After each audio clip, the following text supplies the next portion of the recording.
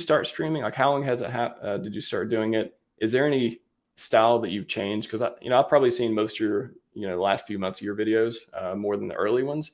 Is there something you saw that was better that you pivoted to? And just like what your experience has been, like why do you choose to make videos and publish them versus live stream? Like, how do you feel about those two?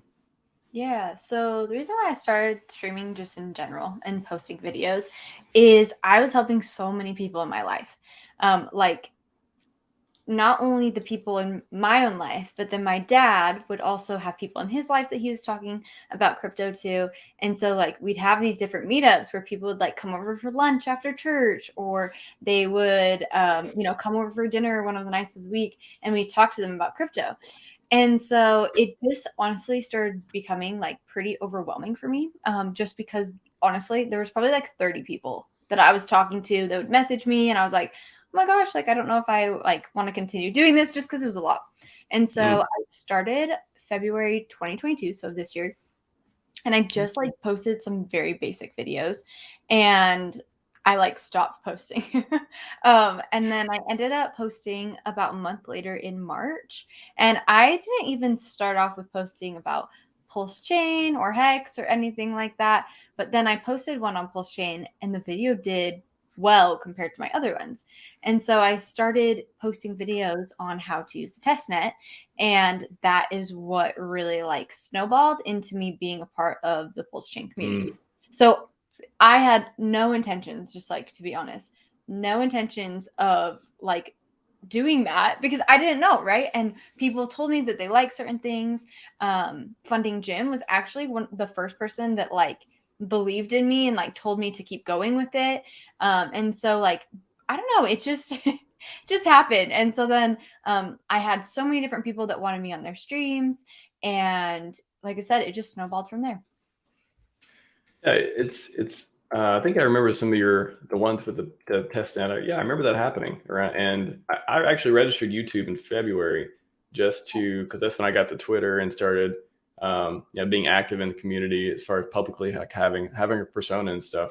But I didn't actually start making videos until I think May or something like that. I think May was my first one with Crypto Kindness. So, but I wanted to register beforehand to make the channel look older and all that stuff. So funny enough, we registered around the same time, but I assume you put out videos in February, right? Yeah, I did a couple of like intro videos because I honestly was only posting them so like my friends and family would watch them. I was not expecting to be a streamer or anything. I was like, this just saves me time by being able to do this. But then people started doing like putting in the comments like, you need to be on Twitter, you need to, get a better microphone. That is always the thing. The I don't microphone jokes. Yes, Oh, God. exactly. Even if you had the Never best go away. microphone in the world, I don't think everyone would be satisfied. I mean, I have no problem with feedback, but if you get a comment that just says your microphone sucks or it sounds like you're in a bathroom, it's like, that's not helpful. Like, if you're going to leave a comment about the microphone, recommend one. Tell me what Yeah. you use. Tell me what you use, person who probably doesn't stream. Like, give me some like good feedback about microphones, instead of just like so I think the funniest one was like, did somebody unsubscribe because my microphone one time? Somebody said something. I was like, oh my God, you literally, it. Anyways, not going to get the microphone. I'm going to try to stay away from it. That's like a trigger point almost for me. But yeah, it's funny exactly the way you said, no matter what microphone you have, somebody will complain it's not good enough or something like that. Yeah, exactly. And like, I get it. When I first started, me using my MacBook microphone, not a great idea. But like, I've bought several microphones too. And it's like, okay, here we are. Yeah, you got to stop at some point. I think I'm on my third microphone. I didn't start with a MacBook either. I have a MacBook, but I have it connected to an ARM. So I actually started with an ARM microphone with everything set up. I have a desk and all this stuff. And the sound wasn't great at first, but eventually, and we'll go over some of the equipment too. The one I got now, I think it's been the best one. And for my particular setup, I'm standing for this particular thing. And I started sitting down, and then my back started hurting a lot too. And I was like, I just stand up and just to get more exercise. And now it's funny. I have like other not other issues, but like, it's funny how my quads are like, they feel tense and stuff a lot now since I'm standing for an hour and a half. So it's just like a whole physical thing to streaming too. If you are, depending if you're sitting, standing, and all these things. But nobody thinks about that, right? You just turn on your camera, you start talking to the internet. It's like there's a lot more into it, which that's what we're digging through a little bit at a time. Yeah, exactly. Even my jaw sometimes will hurt of like talking too much or smiling too much or whatever it is, and it's like the physical toll that this takes. It does. Yeah, that's funny. I hadn't even thought about the physical part, but yeah, there's sometimes I just I get done with the stream and I'm exhausted because you've been talking for so long. You've been either standing or you've been switching positions or I don't know. Maybe the best way is to like sit in like a really comfy chair or couch or something. Yeah. But then your my posture. Yeah, I was like I think I like the couch scene right now. That looks pretty comfortable. But even sitting on a couch with friends and family, sitting on a couch for an hour and a half, you're going to get tired, right? You're going to start wanting to move, but you can't because you're in front of a camera, So what made you do instead of, because I know you do a lot of, pre-recorded videos and you take time to do editing and all that stuff that makes you look very not lazy. And I'll tell you why my style is like so much more. I spend a lot of time onto it, but it's literally the style that I picked because it required the least amount of work and time and attention, at least in the way I thought about it. So what made you do, between live streams and clippings, such as what, my specialty is, and just recording videos and then editing them and putting those out? Yeah. Okay. So I'm not going to keep this information. I do one take. I do not edit my videos at all. I film it start to finish and I don't do anything outside of that. And that's what I post. And so that for me was the easiest thing because I was able to just do that. The reason why I do the pre-recorded videos, honestly, like going back to why I started, it was for my friends and family. So I just wanted to make little videos for them that were anywhere from 2 minutes to 10 minutes that could go over what I would tell them in person. And so that's what I started with. And that's what's done well for me. So in the sense of, I think streams are great. And I think for the community of just like crypto people really do like streams. But for me, as someone, like I would definitely consider myself a part of the crypto community. But at the same time, I feel like I wouldn't, just because I am not the person that's going to be watching streams for hours every single day. My dad is. My dad does that. But that's not me. I don't have time for that. And I honestly, I don't think I have the capacity to watch streams in that way. And so that's why I do the pre-recorded videos, is I just want something that's super condensed, that gets straight to the point. And I'm okay with like losing some of the things and like losing some of the aspects of streaming, just so I can get something that's like an efficient thing to watch. Yes, that's some streaming alpha right there. I like it because I guess when you think about making a video and uploading to YouTube when you're not live, I always assume people edit it. I always assume there's like some production, some post production that goes into it. But yeah, like you said right there, you don't even need to do that. You just record it and then so what happens when you mess up though? Like, do you ever have to like? How many? I guess what's the ratio of you having to? Okay, I either need to re-record this video or I need to cut this out. Like when does that happen? So usually if I mess up, it's in the first 30 seconds of like me introducing like what I'm doing.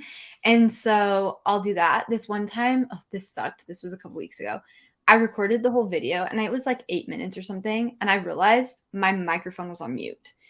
So no. I had to go back and do that. And so that, if you're going to be streaming, like people in the chat are going to tell you, we cannot hear you. I was going to say that's one advantage of streaming. You will not carry on the entire conversation without a mic, at least. Yeah. Exactly. Yeah. And so it doesn't happen very often. At the beginning, I was so nervous, like recording videos. And I think that happens for everyone. There is a learning curve, and there's this point where it does take time to feel comfortable doing something. I remember someone put in the comments, they're like, you have got to stop saying, which is fine. Like I am way past that in my life now, which is great. Well, but so stuff like that, I think it's, that's a psychology point, because if somebody said that it's a microphone, eventually, even though I was very annoyed by the lack of clarity on the feedback for the microphone, other than your mic sucks, it eventually stressed me enough to like keep upgrading my microphone. So like it's kind of it's not a very good incentive, and like it's not the best way for it to happen. But somebody saying, oh, you say a lot, or you say or you say, like, they pointing something out about the way you speak. It I don't know. It's one of those things, like, if you take it as, I try to, everything somebody says to me, I try to like take it in the most positive light, like Yeah. assume positive intent. So even though they said something that's not very helpful on the surface, you can take that. And for you, for example, if nobody would ever said that, you probably would have never noticed it, right? You would have, Yeah. or maybe eventually you would have, but you corrected it much sooner, or you changed it. I don't want to say correct, because maybe you sounded fine. I don't remember that. But that's one of those things where it's like you can take that kind of feedback, even though it's not great on the surface, and make yourself better with it. So like even if they're trolling, you can like beat the troll. Not that everyone's trolling who does that, but if they were, then you take it and use it for for your benefit. Yeah, absolutely. And I've even like gone back and watched my videos. I'm like, oh my gosh, I just need to remove these off of like my like feed, because they're embarrassing in that sense. But also I'm like, I've made it so far. Like, these are great like progress checkpoints of like where I was, where I'm at now. And it's only been like 8 months. And so you can definitely grow within a short amount of time. Yeah, I think you can use it as like, I went and watched one of my first videos with Crypto Kindness the other day, the very first stream I did, and everything was totally different. I was sitting down, like the background was different. I just had a white wall, and the way I spoke was a little different. It's just the way I just kept on point with things, just the way I interacted with the chat and stuff is completely different. But and it was cringy. It was like, oh, that's what my first one was. But then, like you said, it shows you how far you've came, and it can give you that like good feeling of like, wow, I have improved. I clearly have improved. I've measured myself from beginning to now, and it's one of those. It can be a good thing to do that too. Yeah, absolutely. Crypto Kindness was your first live stream? He was, yeah. He was mine too. Wow. Okay, he just has a thing for helping new YouTubers. There you go. That's awesome. That's data right there. Yeah. Yeah. We need to. I haven't been on with him since, but I thought about maybe doing something special for the year anniversary.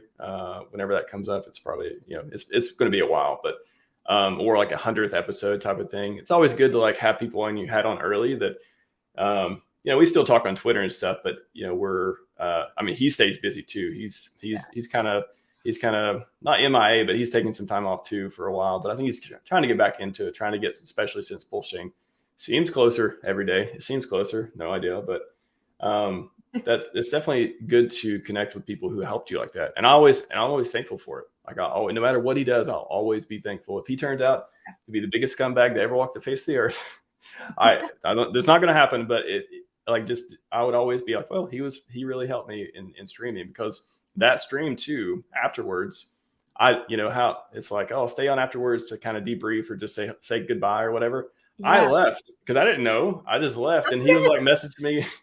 He messaged me like, no, come back up, come back. And I was like, oh, I'm supposed to stay on or something. That's what people do. So just like little things you don't know. And then he spent, and then he spent like 20 or 30 minutes with me afterwards, just like giving me feedback, and like walking me through, change your background, and like, show me how to use StreamYard better and all this stuff. So yeah, I always be thankful to Crypto Kindness, because he showed me a lot of kindness when I first started out, and apparently you as well. Yeah, it's really cool. Just all the streamers, they really do want to help. And so if you do end up like being on a stream and being in the green room, I have learned so many crazy things from being in the green room of streams. And it's really cool, like being able to build those relationships.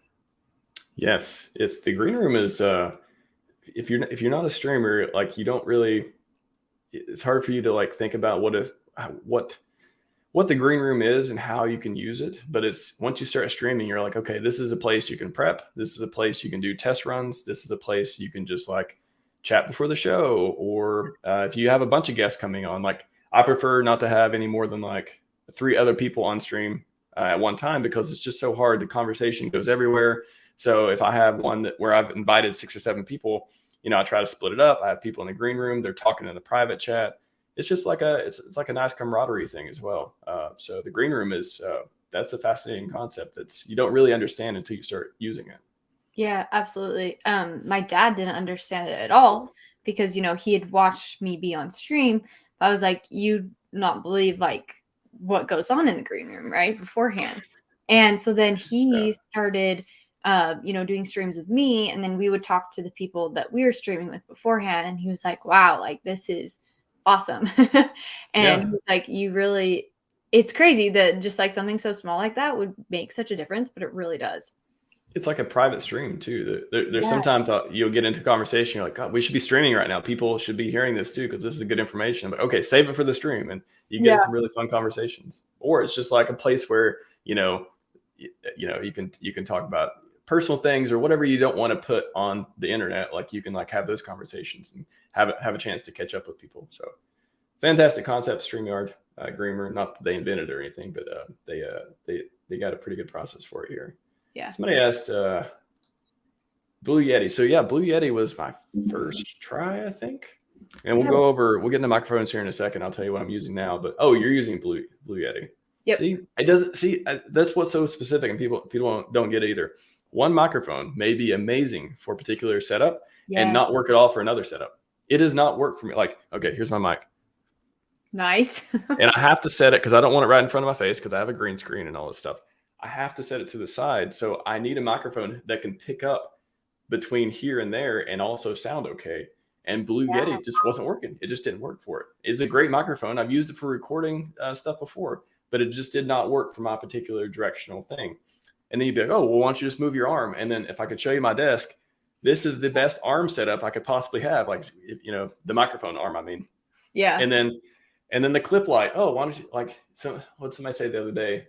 You look overexposed or something. I'm like, God, I can't. So the way the window is in the room I'm at, if I'm in the morning and the sun is shining in a certain direction, then I look really bright. And then at nighttime, I look overexposed sometimes. So it's like, there's nothing I can do about it. Like I can't change the way the sun is hitting and the hour I stream just because, you know, the overexposure. So exactly. I guess that's a good question too. Like before we get into microphones and equipment, like what feedback have you got that was just like, I don't know how to change that. Like there's just nothing I can do about it. Like what's some of your greatest hits?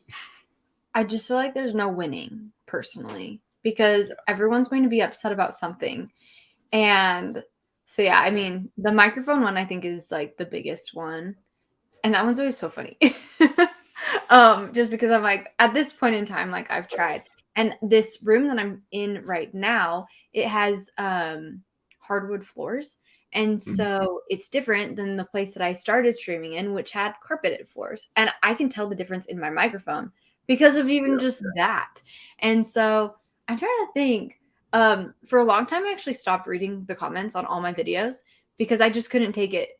I was like, some people are just so rude. And I was just like, this is not something that I like even want to deal with. And so I definitely did take a couple of months off of reading comments because I was like, this doesn't serve me anything. And so I actually told my dad, I was like, you can read through the comments. And if I need to change something or do something, like, you can let me know. But I was like, I don't care. And so it's interesting, like going in different phases. But yeah, people like don't like my background sometimes. Sometimes people think that the rainbow thing looks like a hot dog, which is really funny. Oh my God, I see a hot dog now. Oh, it happened. I'm so sorry. It happened. I would never seen that before, but now I see it. That's funny. Yeah, and I had never seen that before either. And so anyways, it's just funny. A lot of people don't like that I have a mirror behind me either. Oh, okay. Yeah. So I don't know. I don't know. I think it's cute. Literally have no feedback for your setup. I'm like, yeah, it looks like what Fashion Cutter I imagine her setup to be. Like it looks like nicely done. Like, you know, you're either in an open house somewhere or you just know how to interior decorate. So it looks. I'm in my room. So. Oh, well, there you go. It's the second one then. Yeah, it's like, I don't know. It's just funny. It's funny that people have opinions about that, and it's like, this is me. Like this just like shows who I am. So I just go with it. It's not everyone like that's the important thing that when you're new to streaming too, to understand, like it's not that everyone wants to make you feel bad or wants to criticize you like in it without like some people don't even know how to use constructive criticism. Like they just don't know how to do it. They see something they don't like and they just want to tell you about it. And you're like, give me something more than microphone stuff. Give me something more than over like it's not always, that's the thing to recognize. It's not always them like trying to say it that way. They just want to let you know about this, and maybe they don't do it in the best way or the most nicest way possible, but that's just them trying to give feedback. So if you get feedback like that in the comments, you can either stop reading the comments or turn comments off, or you can just try to interpret them. Sometimes I'll read it in the morning. I'll look at the YouTube studio up in the morning and I'll scroll through comments for a minute and I'll just see something. I'm like, God, that is so stupid. Why would you even take the time to say that? Like, that doesn't help anyone. And I usually let it go. Sometimes if it's too bad, I'll remove it. But I very rarely hide anyone from channel. Usually I don't have that bad of comments. Usually it's all the spam stuff that sucks. But I don't know. It's, again, I guess the point of me saying this is just if you do read comments, don't API, assume positive intent. Assume that they just aren't very good at telling you what they want you to, what they want to tell you. Yeah. It's so interesting to not even just like setup. I don't know if you get this. I wonder if I just get it because I'm a girl. But sometimes people will comment on my appearance in like very like rude, like profane ways. I get it sometimes, but yeah, I figured you would get more than me on that one. Yeah, and so that's its whole own thing, which is really funny. But the thing that I love about my subscribers is they always clap back so hard on those people. So nice. That's one good thing that comes from it. Like if you have a fervent subscriber base, if they say something about you and you leave it, then other people will jump on them and they will realign them, because that's the whole thing about being on the internet and being able to comment, is that you're kind of you're going around the accountability. You're like, oh, I'm an anonymous person, I can say whatever I want. Most 99% of people would never say that to your face. They would never go out of their way to go go up to you and say, oh, you look stupid today. Nobody would say that. But on the internet, there's no cost. Oh, I'll just say it. But how you can enforce a cost with that is the accountability. And if you have other people who see it, they can realign them. Like, no, we don't talk like that. Like, you're not going to say stuff like that. That's not helpful. But there's a difference between feedback and just like telling somebody they look bad today. Like, that's literally, there's nothing I can take from that. Exactly. I'm like, well, what am I supposed to change? This is how I look. Yeah. And it's not even, that's the thing. If they're literally just trolling, then you shouldn't even try to rationalize it. Like, you can't even be like, well, tell me what you would like me to wear. Like, yeah, that's weird. That would be a weird conversation on its own, but like in general, you can't even ask them for feedback because they're not even prepared to like help you. That wasn't even their point. So, another thing I want to point out that I noticed, I don't know if anyone else noticed, but I'm waiting on somebody to comment the shadow of my microphone. If I have a light background, right, because the microphone's here. If I have a light background or a light shirt, especially a light shirt, I always see the shadow, but I assume no one else really, they assume it just blends in with the background. But I just told myself on that one. That's the one that no one's ever said anything about. But I've never seen that. That's the microphone. Yeah. I think you're fine. If you don't think I'm fine, chat, leave me a comment and tell me that shadow bothers you. Michael Light says you have a stream of light emanating in your left ear. That is literally the background, sir. That is the background. So yes, thank you for noticing. Thought the shadow was a stain. Oh, I love Sniff. He says every once in a while he says inappropriate stuff, but he also says a lot of funny stuff. So thank you, Sniff. That's actually probably the funniest comment I could get from this. It was I just poured I just have a big hamburger stain, right? That's what I eat from my left shoulder here. RH, have you tried wearing masking? Here they come. Actually, on that note, you went into it, but I said not usually, but somebody did say the other day that what was it? Somebody on one of my videos, maybe on the shorts, because I've been doing a lot of shorts. Somebody said something about makeup, like, "Oh, you didn't." What was the comment? It was like, "What is this, like no makeup day or something?" I'm a guy. Like, what? I mean, I don't think I'm expected to wear makeup. And sorry, my face is not perfect and like all this stuff. But that's the one. It didn't even affect me. I was just like, that's just a weird thing to say. Like, I guess it's funny in a way, but I don't know. I think that's it. That's one of the few ones I've got about my appearance. Or somebody will say something about my hat. They'll be like, somebody said, I feel like we're like reading the worst. We're like the celebrities reading the comments. Yeah. The worst comments thing. Somebody said, "You can tell the direction in life a person's going by the direction they wear their hat." I'm like, that's actually a very clever way of saying it. I definitely disagree, but like that's actually like a clever, funny comment. So I left it. And but somebody else like bum rushed them. They're like, oh, that's they somebody came to my defense on that one. It was kind of funny. But who doesn't press the burger on his shoulder? You're hilarious, Sniff. Looks like you bottle fed a bait. Not impossible. Not impossible. I'll leave it at that. On TV, they powder makeup men too. Yeah, I mean, if I was on TV, I'm on YouTube. I have 3K subs. Like, I'm not wearing makeup to do shorts. Maybe I will now. Since you got it in my mind, you planted the seed. I'm gonna have to go find some masculine makeup and try that on. Oh God, let's see. Wow, JT, that's a little hardcore. So we're gonna put you in timeout. Wow. It was almost funny, but then I was like, no, you kind of went downhill on that one. Great. Something that I learned while I was going, doing all of this and everything. Do you know who Brene Brown is? She is an author, and I think Sounds familiar. Yeah, she's an amazing author.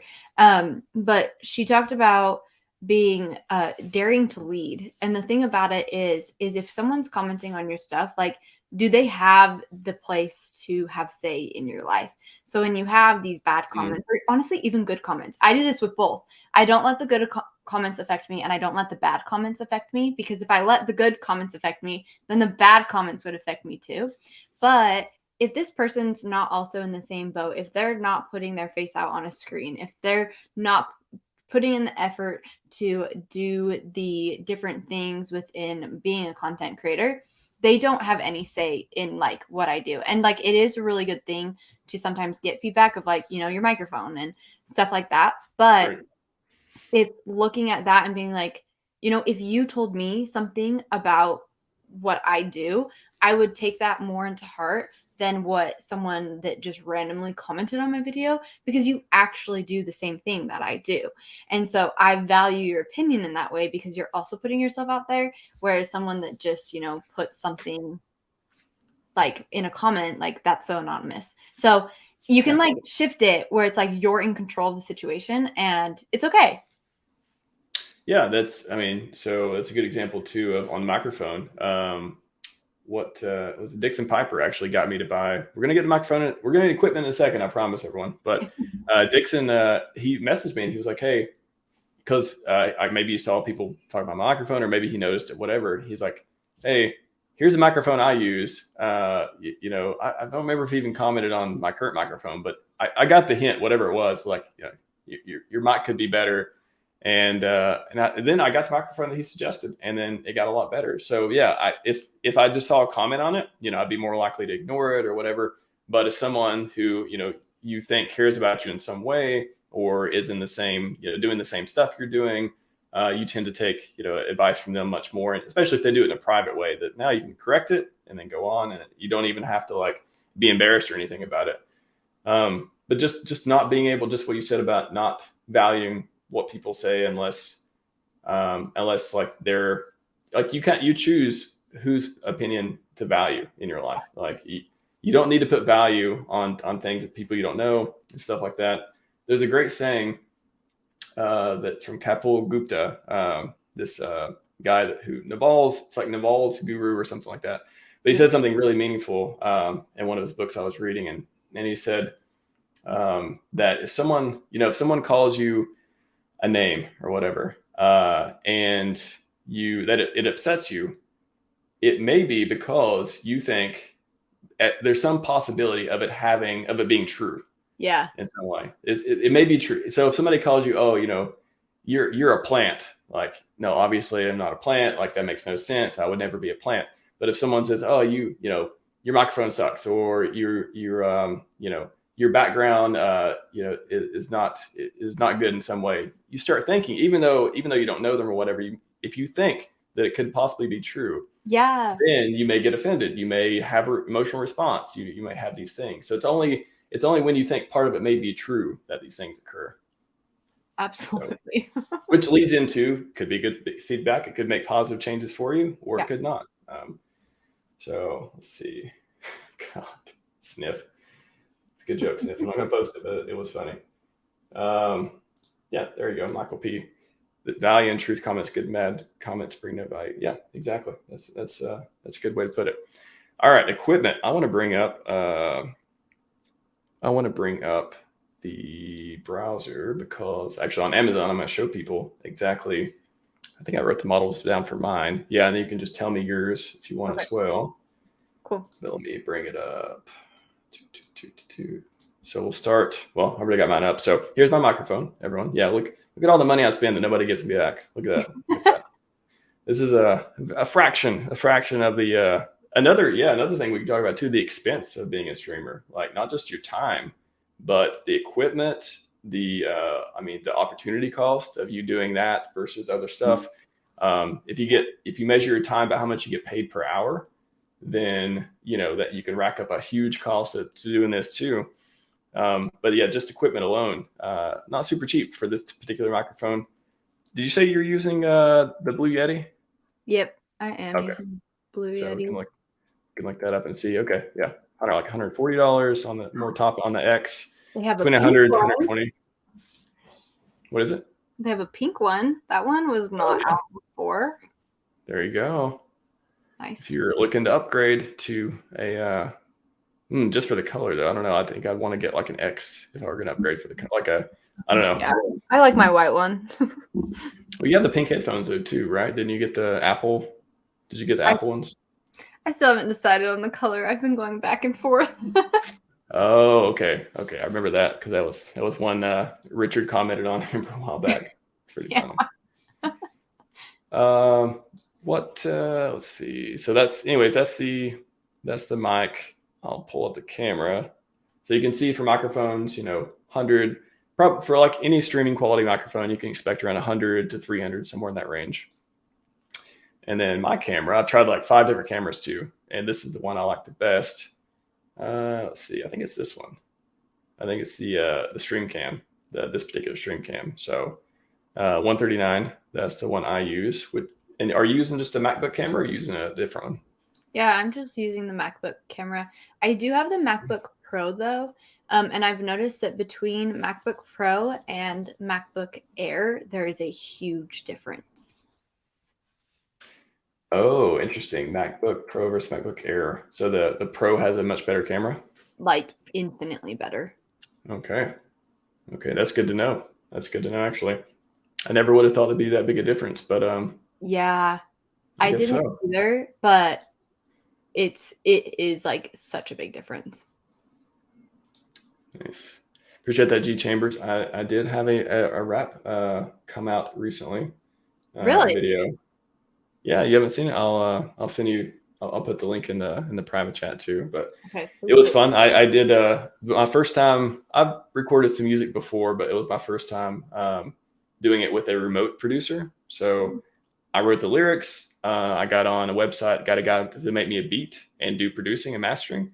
He made the beat. We went back and forth. Oh, I don't like this, that. I've never did it remote. I've always been like, with a friend or in the studio somewhere. Yeah. And then went back and forth, finally settled on the beat. And I took the beat. He sent me the beat. I recorded the vocals on my Mac. I sent the project to him, and then he he started doing all the producing and mastering and stuff like that. Went back and forth like 20 times. It was like probably a 2-month process. And yeah, it wasn't free, so more money I spend that I don't get back from anywhere. And then finally we're like, oh, this is great. Let's do it. We mastered it. And that was just the music. So then I got Proof of Beard to make a lyrical video, which came out really, really good. So that was a whole other thing, making a lyrical video, going back and forth, working with him on the artwork and stuff like that, which he pretty much had it all done. And it was just some minor corrections and feedback and like spelling and all that stuff. Make sure you put hex flag on the moon, like all that stuff. And then, yeah, that produced the lyrical video. So I'll drop it in the chat. Yeah, let's see. It's called The Big Pump-O-Metal. Since y'all brought it up. Yeah, since y'all brought it up, I don't want to now. every time I type in RHMax in Google, it corrects it to rhmax, the real estate thing. Every time. So funny. That is funny. I guess they are more popular, so I can't be too mad. A big pop-up. And in chat, by the way, put whatever questions you got for equipment stuff or what you're using. If you want to talk about what you're using, if we've ever used it before, all that engagement stuff, just do that. Okay. Just do that right now while I'm busy. So I'll drop it in private chat so you can see it later too. But yeah, if anyone hasn't seen it, there it is. I'm proud of it. I think it came out great. And we're going to talk about scheduling too. We're going to talk about scheduling because I think I have a very interesting take on that. And maybe Fashion Coder does too. But once we get through equipment, I'm not loaded. And if I were, all my money would be going towards streaming, wouldn't it? As you've seen. Let's see, where are we at? So camera. So I use the Stream Cam, use the MacBook Pro camera then? Yep. Okay. So make sure. And then what do I have? Let me go back to the notes and see on the Mac. Let's see, Mac lighting. Okay, the lighting too. It's another. So basically the three things: camera, mic, and lighting. Would you say those are like the fundamentals for getting a good streaming setup? Absolutely. Yeah. What kind of? I'll pull mine up real quick, but I'll also ask what you use for lighting, or if anything, maybe just have good natural light. If you don't have good natural light, then I just use one of these super cheap, like $20, a ring light, and it can attach to your desk. It can attach to your microphone arm. You can just set it up in the corner. You just basically play with it, go back and forth, and see what lights up the best. Not a lighting expert at all. That would probably grok at all this, but why would you do that? But beginning streamers, whatever, it works for me. So that's the one I use. But what kind of lighting do you use? So I use one of the bigger ones. I honestly think the first one I ever bought was the one that's the best seller right there. Okay. I accidentally broke it though. And so I just bought a different one. Honestly, very similar vibe. It's this big. But I have it on a tripod. And so the tripod that I have is honestly the best thing I've probably ever purchased in my life for many reasons, but it's only $11. And so I'll have you look up that one. It's the... Yes, please. Okay. The letter U and then BEESIZE. So UB size. UB size, ring light, phone tripod. Yeah. Do that one. Okay. And then it's the 60-inch one.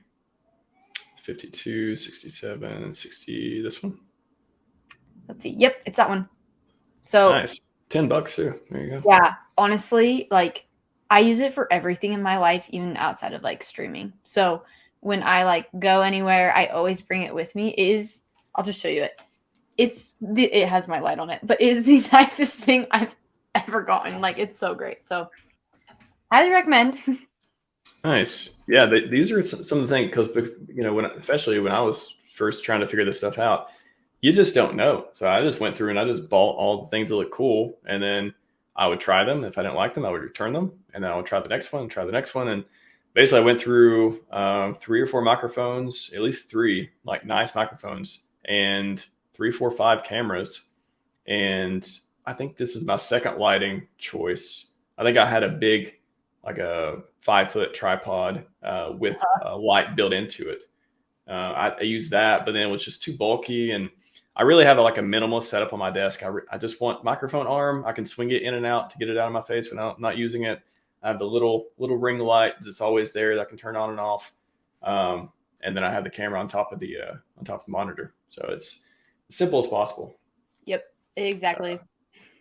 Very cool. Any other equipment that you use for streaming that people can buy? How I record all my videos is through QuickTime Player, which is a built-in software on MacBook. That's right. And so that's what I use just because you can screen record. So what I end up doing is I bring up a video of myself through QuickTime Player, and then I'm able to screen record the whole screen. So I can be on the screen while also doing whatever I'm doing. So that's worked for me. I don't know anyone else who does it like that, but it just the easiest thing for me. And so that's what I do. Okay, nice. So do you?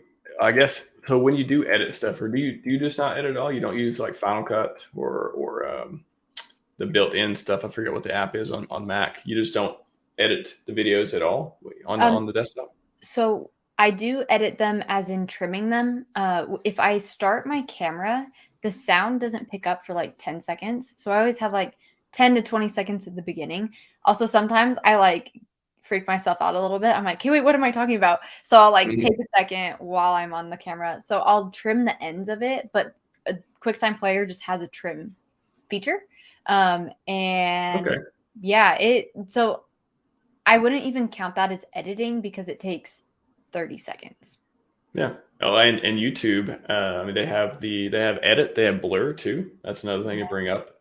You don't even need anything on the desktop if you just want to upload the video and you want to quickly trim something. Or I had to blur something out the other day. Somebody was doing a demo sharing, and they accidentally brought up MetaMask and had their wallet address, and they didn't want to get dox their wallet address. So, oh, cool. And I'm sure YouTube has a feature to figure this out. I'm sure that happens all the time to streamers. I'm sure credit card numbers and all kinds of stuff come up. And yeah, I was just able to blur it, and they said it would be available in a few hours. I didn't have to replace the video. That was a huge thing. I didn't, lose all the likes and comments and stuff. Yeah, So that was YouTube has these features built into it as well. exactly. And so like if I accidentally like show my wallet address, which honestly I feel like happens all the time, I'll go in on YouTube. And I mean, I use a dummy wallet for all my stuff that I do, but like even that. Um, and so when I go and upload it on YouTube, I always go and like blur it out or whatever it is. But it takes Yes. a while. Um, Power Director is also editing. That's probably for, yeah. It's funny enough. We both use Mac. It sounds like, but it sounds like Power Director, I imagine, is for Windows. Because most people use Windows out there. I guess they like viruses, right? Security. Yeah. I have this whole spiel of like, you know what? It's the best way to not be targeted by 99% of malware. Don't use Windows, because that's what 99% of people use, and that's why they get targeted so much. So, I love security tip today: yeah, use Mac. It just, you're literally gonna. Do you want to drive down the bad neighborhood or good neighborhood? Mac is a good neighborhood. There you True. go. Last thing, Oh my gosh, literally same. so funny. Literally same. Yeah, actually, I have the opposite problem because they have all the regulators. So I bought a couple of shower heads to replace some here, and they have the regulators that are low flow, and I can't get any flow out. So then, there's a YouTube video you can look at how to take the regulator out, because the EPA did all this stuff to make all the manufacturers make the water pressure worse. So it depends on like how your water pressure is in your house and stuff, but apparently mine's not too strong. So if they have a low flow and it's not too strong, it's just like dripping out. It's just horrible. That's But awful. yeah, but you can remove it. If you remove it, it's like, oh, it's normal again. So thank you, That's EPA. so weird. Yeah. So I think that's it for the equipment part. So now everyone knows what we use. MacBook Pro, that's another cost I would. So I totaled mine up $400 in total for the three pieces that I went through the pain to like figure out each one, which one works best. And then for the MacBook Pro, it was like between 1 and 2K, depending on the specs, if it's new, used, all this stuff. So yeah, I mean, my setup is because I did buy a Mac to do streaming. I wanted a separate Mac just for streaming, just for editing and stuff like that.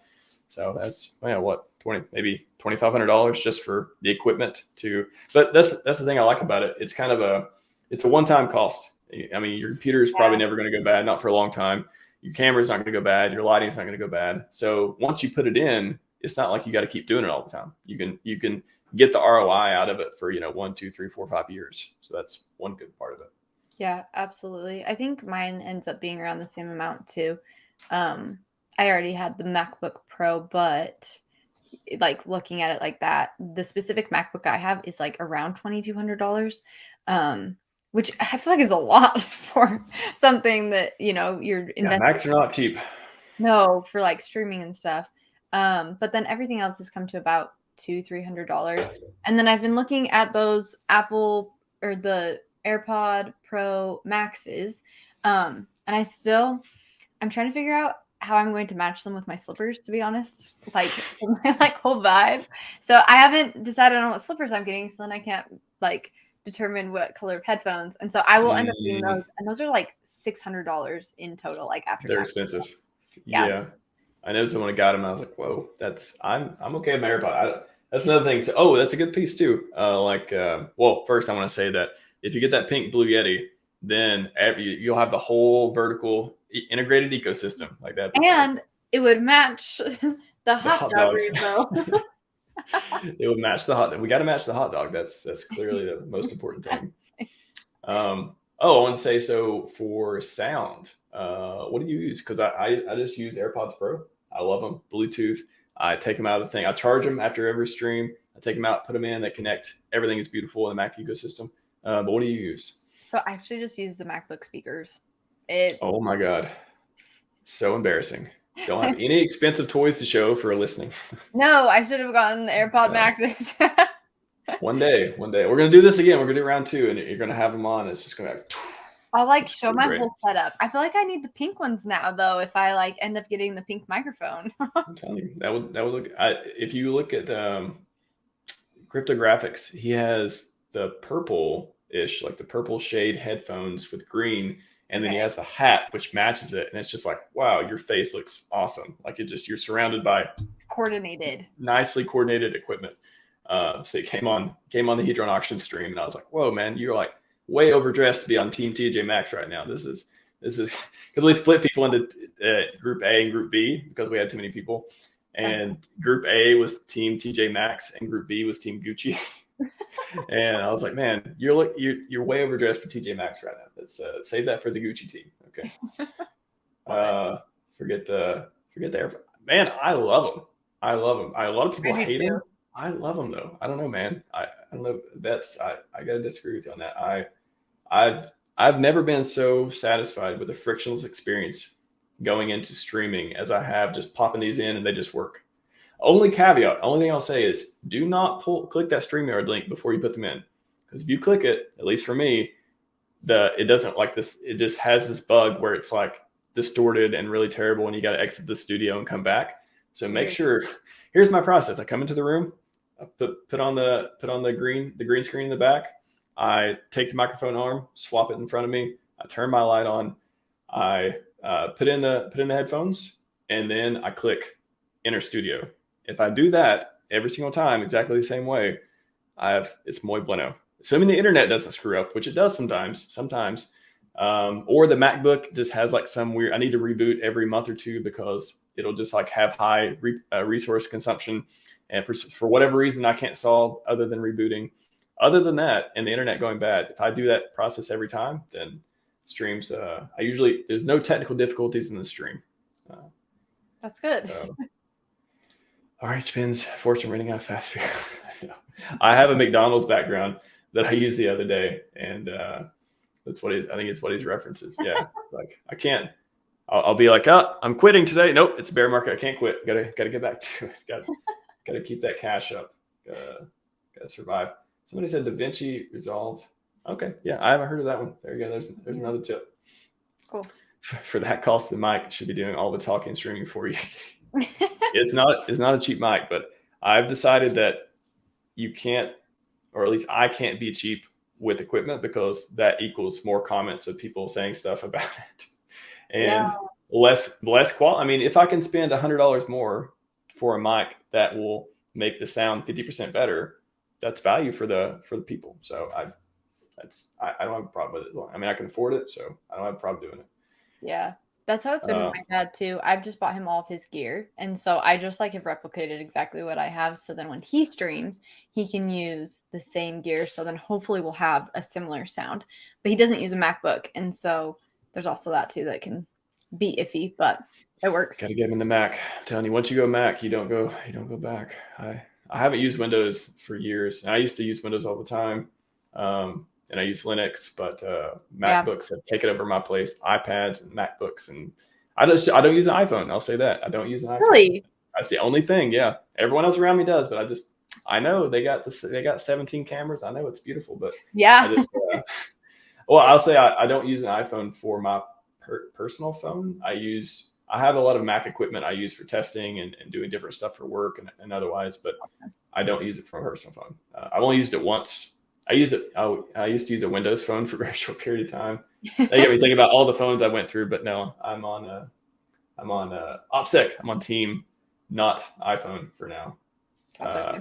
Thanks, Vets. Appreciate it, man.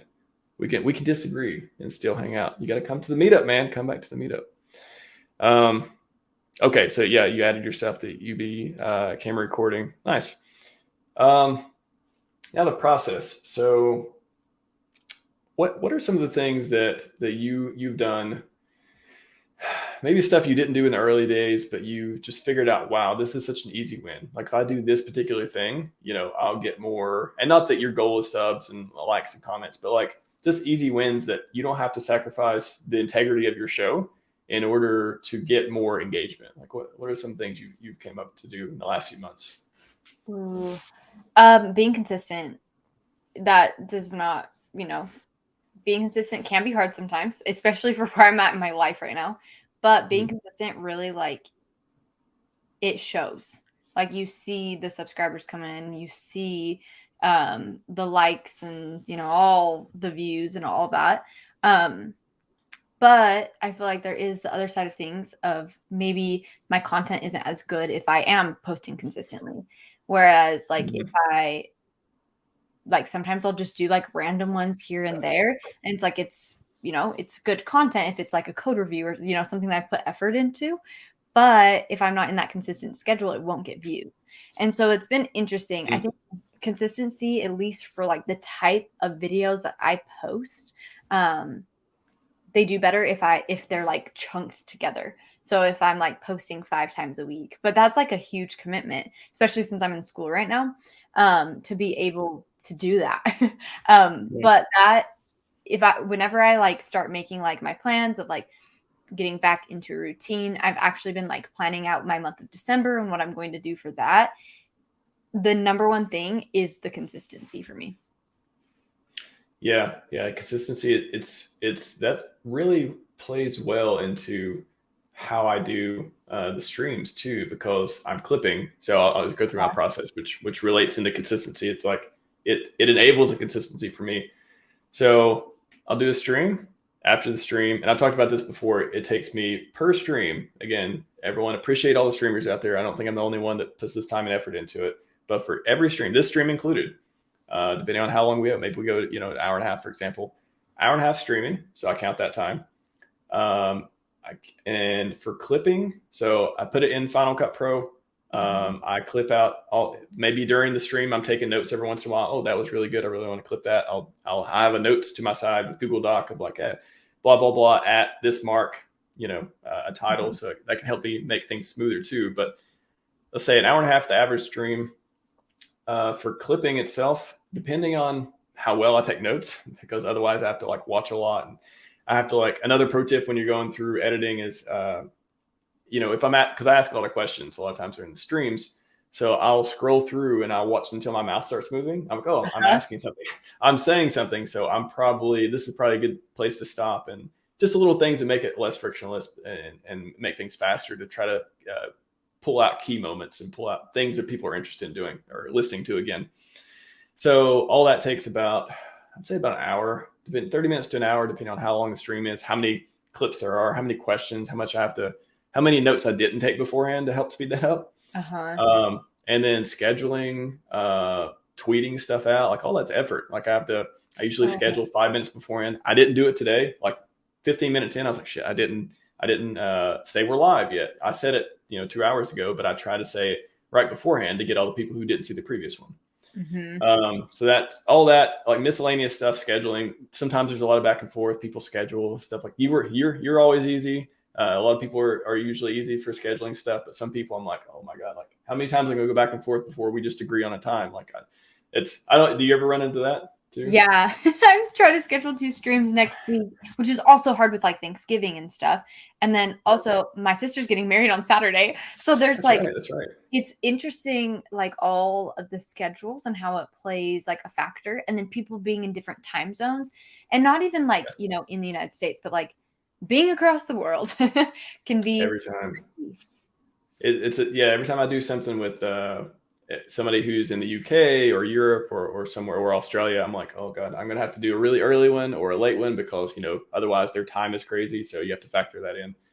But yeah, scheduling, clipping, the stream itself, and then thumbnails. I've been getting pretty fast at thumbnails. I've tried to, because I'm like, every time I'm making a thumbnail and if I get 5 minutes into it, I just start thinking, why am I spending more than five? What am I doing right now? Stop spending 5 minutes on a thumbnail. Spend like 3 minutes if possible. I've just got it down to that like frictionless thing. Yeah. But my thumbnails are like space picture or crypto picture. I'll get on canva.com. I'm gonna put that in the link, by the way. I love Canva. Amazing. Canva, I was telling somebody the other day, Canva enables streamers to like make frictionless content. It really does. You can make thumbnails for YouTube. You can make banners. You can make videos. A lot of people don't know. I made my first intro video. I made it in Canva. Yeah. Like people underestimate Canva. It is fantastic. Yeah. Well, even like the other side of that too, like my sister has ordered all of her like wedding stuff through Canva. Yeah. So like invitations and like signage and stuff. Canva's amazing. It is amazing. So thumbnails, I try to do as fast thumbnails as possible. I try to get like every once in a while, especially if it's mentioning Richard, I'm like, all right, I got to throw a Richard picture in there. I got to put him on a unicorn, or I got to put him on a standing on top of the world or something like that. I got to like make those cool. But usually I spend a very minimal amount of time on thumbnails. But if I have 10 of them, because I'm cranking out 10 at a time, a lot of streams, I don't know how many clips I'll have from this stream, but normally I average 5 to 20 clips per stream. So that's a lot of thumbnails, right? So that's why I'm like, nope, I'm blazing through the thumbnails. I'm not spending any more than 5 minutes on each thumbnail. So factor that time in, around 3 to 4 hours. I would say more like 3.5 to 4 hours per stream. And I've been doing like 3 streams per week. So, so I want to tie this back into consistency. I'm not like, I don't want to put it out there like, oh, I'm working so hard. I want to tie this back into what you said about consistency, which is if you do streams and you clip them and you're trying to make consistent content, if you can schedule them ahead of time, if you have plenty of clips, if you, like, the more content, the better. Like if you can't, it's better to deal with too much content than not have enough. There's nothing out there. You can't schedule that stuff. Mm-hmm. So right now I'm scheduled out till I'm almost full I've been doing, there's like this whole rabbit hole going into like, how do I decide which ones on which days and all this stuff. I'll skip over that because it's just this whole like mental system I've come up with. But I think I'm scheduled out to like, I'm filling up January right now with clips. No way. That's filling awesome. Up January. Yeah. So, but you have to decide, like, I never want to post a clip that's too old. Like, I never want to post content. If we talk about, when something that recent happened, I need to post that in the next week or two, or it's going to get stale. But if I say, why is Hex, the most, innovative product ever? And like, why do you think Hex could beat everything else? Okay, I can schedule that for a month from now or so, because that's not going to get stale. It's not going to get old. No one's going to, I have every once in a while, I'll come across something I'll just delete, or I just won't schedule because I had a video on Poly the other day. That's a great example. I had a 14-minute video of me, Blue Bum, and Gift talking about Poly's game theory. And I had it scheduled to post on the 15th. And I looked ahead and I was like, no, but everything has changed. It's now a trustless stake. Now I can't even post a video. So it always breaks my heart when I have to delete the video, because I had scheduled it too far ahead, because I didn't foresee, the bug happening and all the game theory changing. So anyways, a candid example of what can happen when you're scheduling, but totally worth it. Totally worth it when, I could go on vacation now for 2 months and I would still have clips coming out 1, 2, 3 per day, because I put in the time ahead of time. And now my future self is like, oh, you can relax. Not that I've taken advantage of that. Not that I've relaxed, because I don't seem to be. I still seem to be doing plenty of streams. But that's just one way to get ahead of yourself, where you can, like, frictionless, you can stream, you can clip. If you get the system down to be super easy and comfortable for you, and you can just dedicate an hour or 2 per day, or whenever you have stuff to work on outside of the actual streaming part, then you can make it pretty good.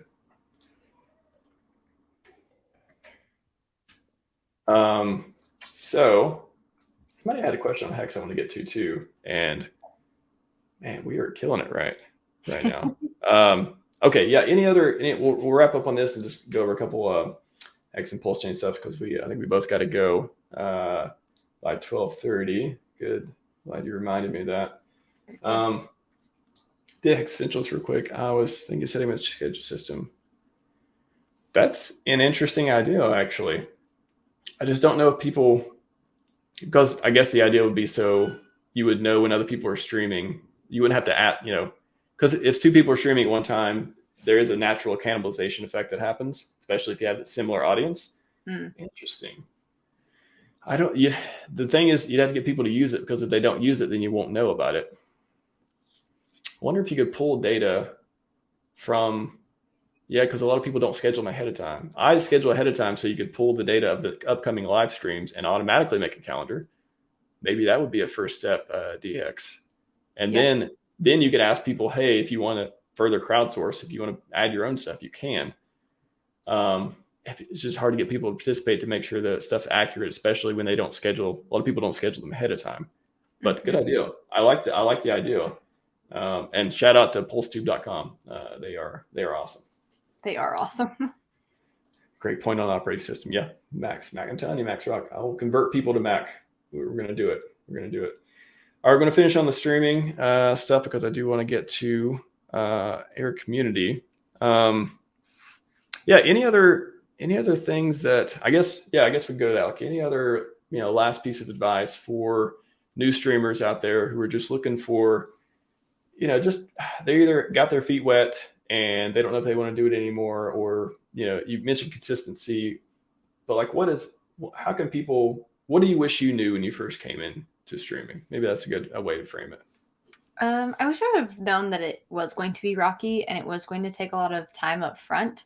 It's a lot different now that I have been doing it for so long, just because I've found that rhythm, and each type of video that I do is very different. So if I do a code review, that takes me sometimes 4 hours because I look through all of the code before I do a video on it, so I can go in and explain it. But if I'm just doing a project overview, that might take me 30 minutes to an hour total. So it all depends on what it is. But not to be discouraged, just to keep going and be on Twitter as well. That's something that I realized I never post on Twitter. I am not super present on that, but if you want to gain a following on YouTube, it really does help to be a part of the community on Twitter. And something about the PulseChain community is they're so accepting and they're so welcoming. And so just getting yourself out there, people will recognize you and will take you under their wing. So I wish I would have known that it was going to be kind of bumpy, but at the same time, a lot of growth was going to happen too. Yeah, it's I can't be thankful enough for Crypto Kindness. Wales had me on stream early too, which introduced me to some people. Super welcoming. Always appreciate that, Wales. T Rob, who used to run or still run, I think Hex Community Jobs may still be around. He did the first stream I was a guest on, I think. So cool. Really embarrassing interview. If anyone wants to look that up, that's I was in this hoodie and headphones, and I look totally different than I look now. But that was a funny one where I'm because I didn't know what to do. I'm on stream. I'm just kind of my first shot at what I want to look like on stream. I'll just put that out there, I guess. Corey. But yeah, I had a couple, and we could go another hour on this stuff because there's so many. I was thinking, just while we're talking, I was thinking about background. What do you do for green screen versus your regular background? How do you decide stuff like that? How do you decide what you wear, the color schemes with your background, whether it's green screen or otherwise? Your banner, your logo, do you pay for StreamYard or not? I say definitely yes, because you can put your own logo up there. And every time I see someone who doesn't have it, they look like a new streamer, right? Because they're not paying for the logo. Not taking it away from anyone who doesn't want to pay for StreamYard. I'm just saying it looks more professional when you put your own logo up there. Uh-huh. I had a whole media package by Proof of Beard one, same guy who did the lyrical video. He did background, he did new logo, he did all this stuff. So hiring people, you got to decide whether you want to, how much money do you want to put into it? Yeah. Do you want to monetize to help fund that or not? Say, I don't monetize, so everything comes out of pocket. Luckily, I'm not super poor. Otherwise, you have a much worse experience than you have now. But I'm able to get some of this stuff, quality content or quality media around it. Intro videos, outro videos. I did everything myself at first, and then I got him to redo everything.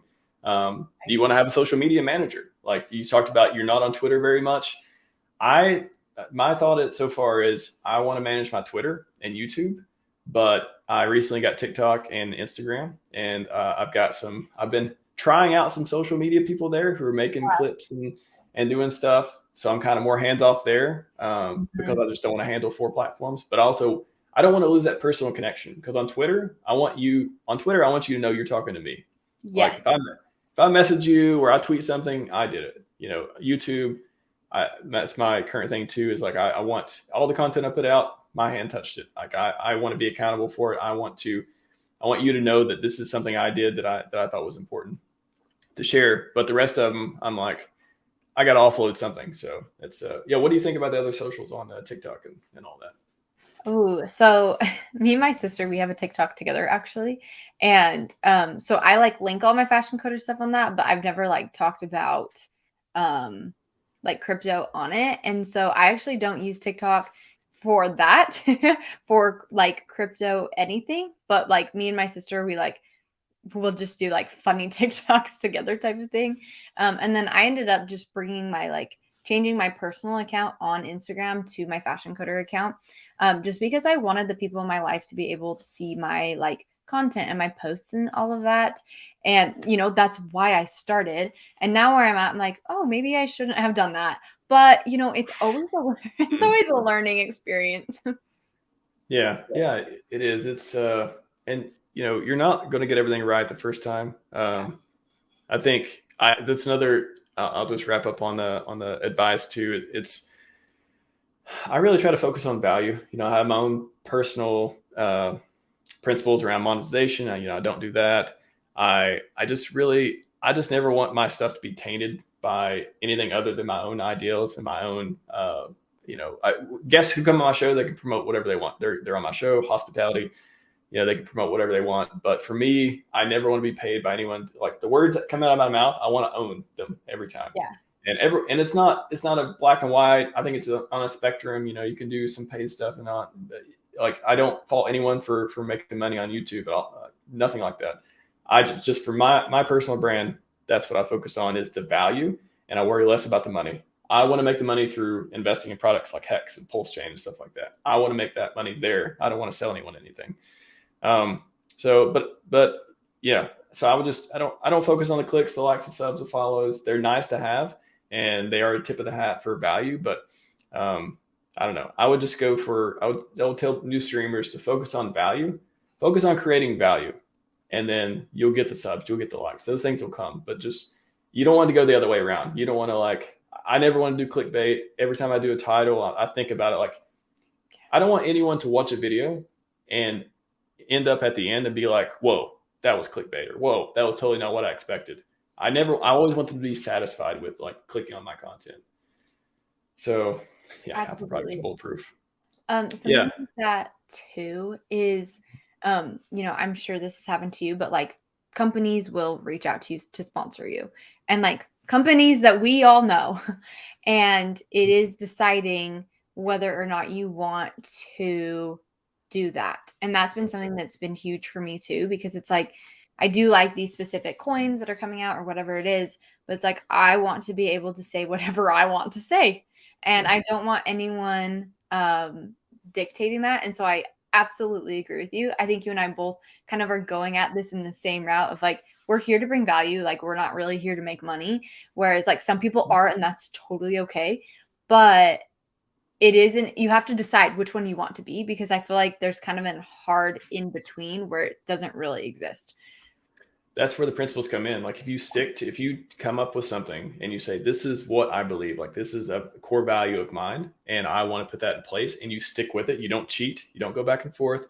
You stick with it. To me, that's the most rewarding thing. That way, at the end of the day, I can always say my content is like clean. I'm not promoting like nothing. like I said, like every word coming out of my mouth is my own, and that's owning your own words. I think is a rare, valuable thing in today's streaming world. Yeah, Again, absolutely. nothing against anyone out there who is paid to talk about things or show things or sponsorships or play ads. Nothing against you, but yeah, I think Fashion Coder and I think the principles are an important thing that we hold dear. Yeah, it's just choosing what's important to you, and that's okay. Yeah.